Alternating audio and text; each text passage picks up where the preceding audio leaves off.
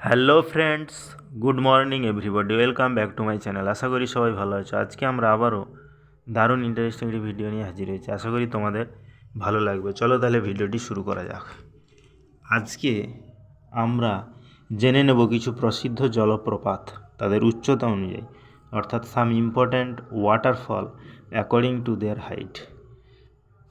প্রথমে আসি, দেখো, জলপ্রপাতের নাম অ্যাঞ্জেল, দেশের নাম ভেনেজুয়েলা, উচ্চতা কত? 807 মিটার। নেক্সট, মঙ্গে ফসেন, দেশের নাম নরওয়ে, উচ্চতা কত? 774 মিটার। নেক্সট, কুকে নাম, দেশের নাম ভেনেজুয়েলা, উচ্চতা 610 মিটার।